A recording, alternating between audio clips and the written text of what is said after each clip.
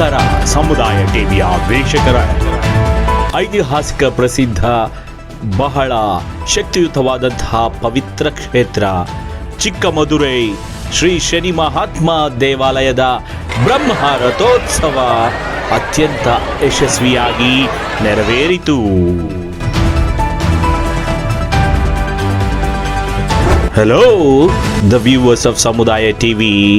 The powerful devotional place is Chikamadurai Sri Shani Mahatma Temple's Brahma Rathotsava was grand successful.